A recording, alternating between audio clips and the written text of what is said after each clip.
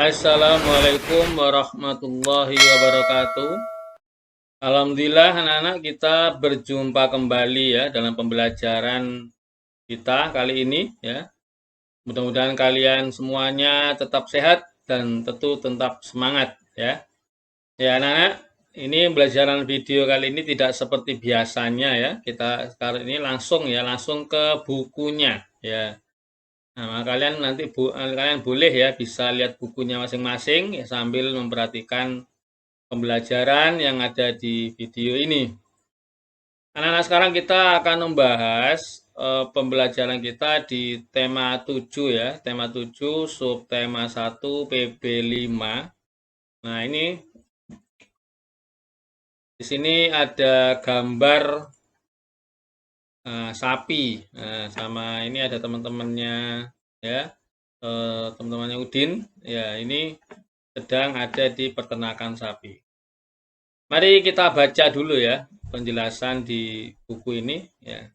Kita baca sama-sama, kalian juga bisa mengikuti ya, mengikuti sambil eh, membaca di rumah ya, mengikutinya membaca di rumah. Tidak jauh dari tempat tinggal Udin terdapat sebuah peternakan sapi perah.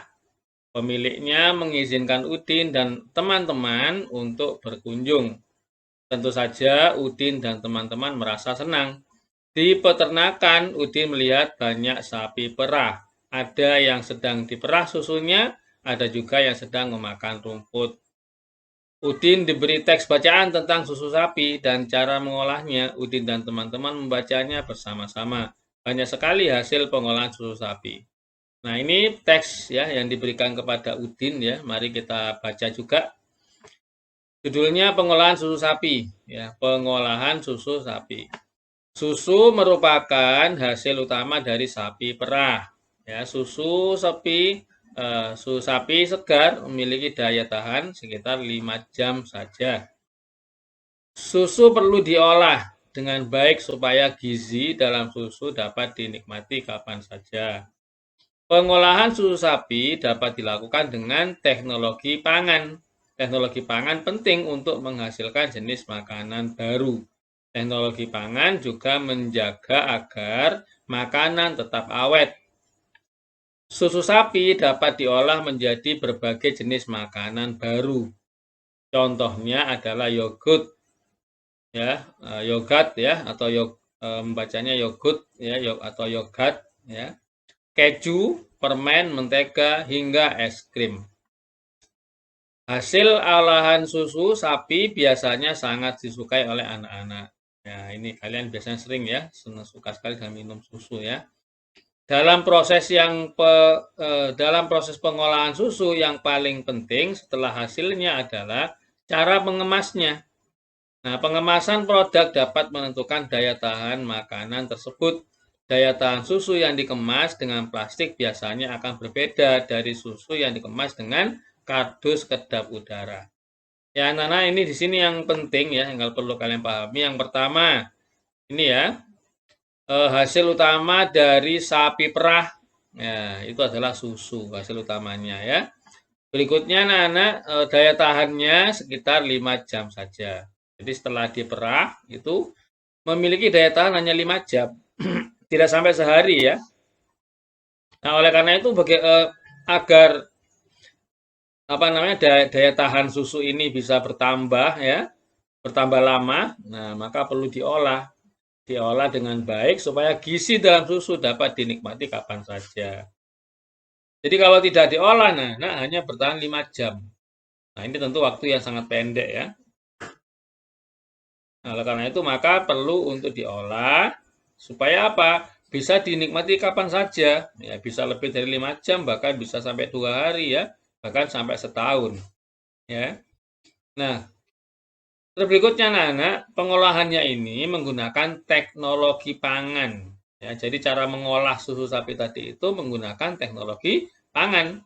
Nah, jadi teknologi pangan ini anak, ini penting untuk menghasilkan jenis makanan baru. Nah, dari susu tadi, dengan teknologi pangan ini diolah menjadi jenis makanan baru. Sehingga apa? Sehingga makanan tetap awet. Ya.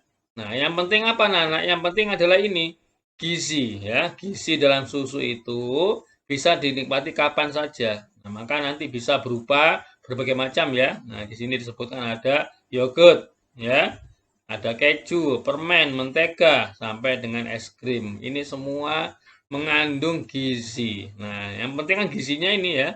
Yang penting adalah gizi dari susu itu bisa dinikmati kapan saja. Oleh karena itu diolah menjadi berbagai macam jenis makanan, yaitu ada yogurt, ada keju, permen, mentega, hingga es krim ya. Nah, hasil olahan ini Nana, nah tentu sangat disukai ya sama anak-anak ya. Es krim ya semua suka ya. Permen ya, keju ya semua suka. Kecuali mungkin yogurt ya. Kalau yogurt ini tidak semua ya karena yogurt ini tidak biasa memang ya dan rasanya yogurt itu agak kecut ya. Seperti ini ya yogurt itu Yakult. Nah, kalau tahu Yakult itu adalah merupakan yogurt olahan dari susu yang sudah difermentasi. Nah, dalam proses pengolahan susu, Nana, nah ini ada juga bagian yang paling penting adalah apa di sini? Hasilnya, ya. Jadi dari proses pengolahan susu tadi itu yang paling penting dari olahan tadi adalah hasilnya, ya. Dari apa yang dari ini ya setelah hasil yang tadi itu ya, setelah hasil jadi yogurt, jadi keju, permen, mentega, ya, es krim. Nah, ada bagian yang paling penting juga selain hasil yaitu apa? Cara mengemasnya. Nah, misalnya sudah jadi yogurt, tapi cara mengemasnya juga kurang tepat, ya maka sama saja tidak bisa bertahan lama, tidak bisa awet ya. Jadi keju misalnya, jadi permen, jadi mentega, hingga sampai jadi es krim. Nah, kalian tahu es krim ya, es krim itu harus disimpan di kulkas ya, bukan kulkas biasa ya, tapi kulkas istilahnya apa? Kulkas kering ya, kulkas kering, bukan kulkas yang biasa dipakai. Karena kalau kulkas biasa dipakai, es krim ini juga akan meleleh ya, akan meleleh. Tidak bisa keras ya, sebagaimana es krim yang awal. Nah, oleh karena itu perlu apa? Pengemasan. Nah, ini penting juga ya. Jadi pengemasan produk itu dapat menentukan daya tahan makanan tersebut. Nah, maka pengemasannya pun juga disiapkan ya apa namanya diperhatikan ya mengemasnya ya, diperhatikan dengan baik agar apa? Agar daya tahan makanan ini bisa bertahan lama. Nah, daya tahan susu yang dikemas dengan plastik biasa, ya, ini akan beda ya dengan susu yang dikemas dengan kardus kedap udara. Ya, kalian tahu ya susu kardus kedap udara itu banyak ya kardus-kardus yang digunakan untuk membungkus susu. Nah, ini Nana tentang pengolahan susu sapi ya. Kita lanjutkan ke halaman berikutnya. Nah, di sini ada penjelasan apakah manfaat dari teknologi pangan dalam pengolahan susu sapi? Ya, tadi sudah disebutkan di sini pengolahan hasil teknologi pangan nanti itu menghasilkan apa? Ada yogurt, keju, permen, mentega, hingga es krim atau masih banyak lagi yang lain ya. Buatlah kelompok yang terdiri dari 4 orang ya kan. Kamu diminta buat kelompok di sini. Tuliskan pendapat setiap anggota kelompok ya disuruh menulis ya dari tiap kelompok tadi ditulis di sini ya. Tentang apa? Tentang manfaat dari berbagai teknologi pangan, manfaat dalam pengolahan susu. Nah, hasil dari diskusi tadi, nah ini dibuat sebuah kesimpulan di sini ya, ditulis. Ya, baik lanjutkan anak-anak. Nah, dari tadi pada bacaan itu Nana ada yang bergaris bawah. Ini daya tahan, teknologi, pengemasan, dan kedap udara. Nah, ini di sini kalian diminta untuk apa ini? Diminta untuk mencari kata, mencari makna ya. Nah, mencari kata di kamus. Ya, ini bisa dikerjakan di rumah, bisa untuk latihan ya. Daya tahan itu apa artinya, teknologi itu apa artinya. Apalagi sekarang lebih mudah anak ya. Kalian bisa menggunakan Google ya di internet. Bisa nanti kedap udara, cari di internet Google, pasti akan ketemu ya. Nah, setelah itu Nana, ini juga ada tugas yaitu apa? Membuat kalimat daya tahan. Nah, mudah sekali kalimat di sini sudah ada, kalian tinggal bisa meniru sini boleh-boleh saja ya. Misalnya memiliki daya tahan sekitar 5 jam. Nah, ini sudah jadi kalimat. Ya, di sini yang kalimat tersebut ada kata daya tahan atau daya tahan tubuh manusia. Ya, ini daya tahan tubuh manusia ini berbeda dengan daya tahan tubuh hewan misalnya ya atau tumbuhan misalnya. Begitu ya. Bisa. Nah, setelah itu ada teknologi ya bisa nanti dicari ya kalimat yang cocok dengan teknologi pengemasan, kedap udara dan seterusnya ya. Nah, selanjutnya kita perhatikan ya di buku ini berikutnya tentang ayo mengamati. Nah, simaklah cerita gurumu tentang keberagaman dalam kehidupan sehari-hari. Baik, kalian perhatikan ya. Hari semakin siang, Dayu mengajak Udin dan teman-teman untuk beristirahat sejenak. Di halaman depan peternakan terdapat toko yang menjual berbagai hasil olahan susu. Benny mengajak teman-temannya minum susu. Lani dan Udin menolak ajakan Benny. Nah, ternyata Lani dan Udin ini anak tidak mau minum susu sehingga menolak ya.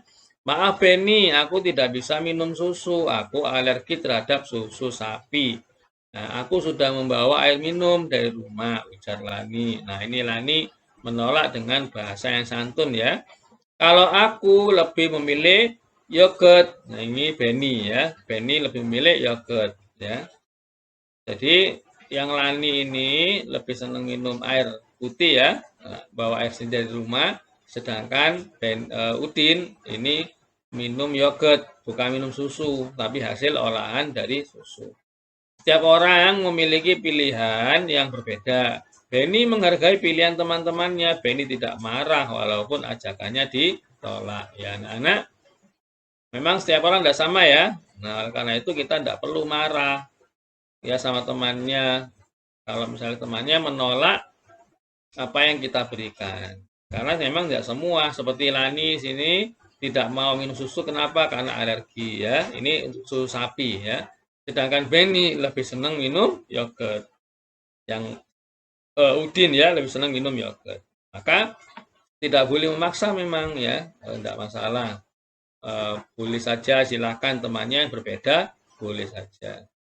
Dapatkah kamu jelaskan pentingnya memahami keberagaman dalam kehidupan sehari-hari? Ya, memahami keberagaman seperti ini ya. Benny, Udin, sama Lani ini berbeda.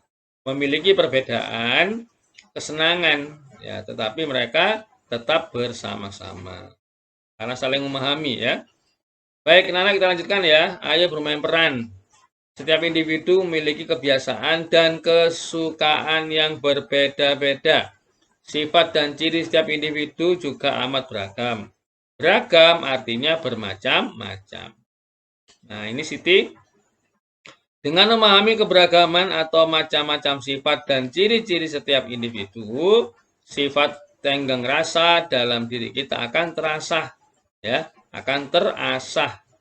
Tenggang rasa artinya apa? Kita dapat menghargai perasaan orang lain. Nah, ini ketika kita memahami ya, memahami keberagaman, perbedaan temannya, ada yang suka susu, ada yang tidak suka susu, ya. Nah, itu tetap kita hargai ya. Tidak boleh memaksakan kehendak anak ya.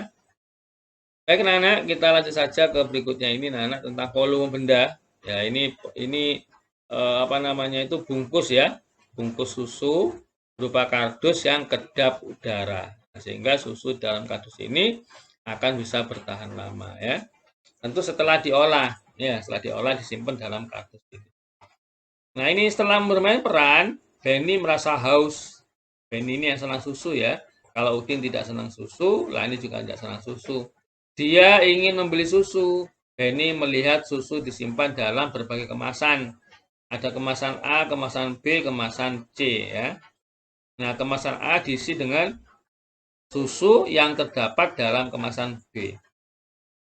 Yang kemasan A ini Nana lebih besar ya ukurannya ya.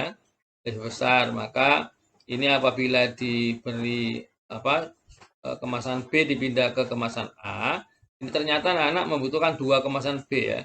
Volume kemasan A adalah sama dengan 2 kemasan B. Nah, ternyata isi dari kotak kardus ini itu dapat diisi dengan 2 kemasan susu ya yang B. Kemudian kemasan A diisi dengan air yang terdapat dalam kemasan C. Ini tadi yang B ya, yang B membutuhkan 2 kardus ya. Volumenya 2 kardus. Sedangkan kalau yang C lebih kecil lagi rumahnya, ternyata membutuhkan 4 kardus ya. Yang A tadi itu yang B ini hanya 2 kemasan, yang A membutuhkan 4 kemasan ya. Nah, kemasan C ya, 4 kemasan C ini, maka volume A, B dan C berbeda ya, tidak sama. Yang A ini ya, volumenya itu adalah 4 ya, 4 kemasan dari C ya. Kalau B cukup 2 kemasan. Baik, anak-anak kita lanjutkan. Nah, sekarang kita mencoba buatlah kelompok bersama teman-temanmu lakukan percobaan mengukur volume ya. Ya, bagaimana caranya? Seperti ini. Kumpulkan botol minum dari setiap anggota kelompok. Nah, ini botol minum ya, macam-macam bentuknya. Siapkan alat ukur berupa gelas plastik berukuran sama. Ya, ini alat ukurnya ya, berupa gelas plastik ya, dengan ukuran yang sama. Ukur volume dari air minum setiap botol minum. Tunjukkan volume air dari setiap botol dengan mewarnai batas air seperti pada gambar di bawah ini. Nah, ini batas airnya ya, batas air, batas air, batas air, batas air. Jadi masing-masing ini membawa air ya dalam gelas dan jumlahnya banyaknya ya, volume yang diisi tidak sama. Yang ini Udin, ya Udin ini ya membutuhkan berapa ya ini Udin segini ukurannya ya. Siti ukurannya hampir penuh. Nah, yang Edo ini cukup segini saja. Jadi untuk botol ini cukup gelas air segini ya, sedikit ya. Untuk Dayu ini cukup banyak segini ya, dan Benny separuhnya. Berarti yang paling banyak ini miliknya Siti ya. Siti ini berarti ini botol yang isinya paling banyak. Nah, botol minum milik titik-titik memiliki volume paling banyak. Yang mana tadi? Siti ini. Siti berapa? Ini satu gelas ini hampir penuh ya. Ini volume yang paling banyak adalah Siti. Botol minum milik siapa? Memiliki volume paling sedikit. Paling sedikit ini Edu. Nah, punya Edu. Jumlah ukurannya ini sangat sedikit ya dibandingkan yang lainnya ya. Ini separuhnya, ini tidak sampai separuh, berarti ini sekitar 1/4-nya ya, 1/4 gelas ya. Berarti Edu yang paling sedikit. Coba ukur volume benda lainnya yang terdapat di sekitarmu. Jelaskan cara mengukur volume benda tersebut ya, bisa. Baik, nah lanjut ya. Ini sekarang ini ada tabung galon ya. Galon dan juga ada botol-botol dari mulai besar sampai kecil. Nah, sini ada gelas. Mengurutkan volume benda cair ya, mengurutkan volume benda cair. Di sini perhatikan susu ini ya, bungkusnya ya, kemasannya lebih besar daripada yang nomor 2. Nomor 2 kemasan juga lebih besar daripada yang nomor 3. Maka ini bisa diurutkan dari kecil sampai yang besar atau dari besar sampai ke kecil. Urutan kotak susu di atas mulai dari kotak yang bervolume paling sedikit. Yang mana? Ini 3 paling sedikit ya. Berarti dari 3, terus 2, terus 1. Yang paling banyak adalah 1. Kita lanjut sekarang gelas ya. Nah, gelas ini anak volume yang paling banyak yang mana ya? Nampaknya yang ini ya, yang 3 ya. Gelasnya lebih besar ukurannya, lebih tinggi begitu ya. Berikutnya dari 3 ini 4 ya. Kita lihat ininya ya, ukuran air di gelas ya. 4, 2, terus 2, 5 dan 1. Nah, itu urutannya ya. Ya, anak-anak, pembelajaran untuk tema 7 subtema 1 ya, 1 PB 5. Nah, ini sudah berakhir. Mudah-mudahan ya apa yang kita pelajari hari ini banyak manfaatnya dan tentu membuat kalian semakin pintar.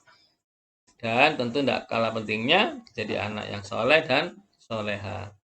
Baik, anak, baik akhiri ya pembelajarannya. Nah, nanti kalian bisa pelajari lagi di rumah ya, bisa dengan membaca bukunya atau juga memperhatikan pada video ini ya. Baik akhiri anak, assalamualaikum warahmatullahi wabarakatuh.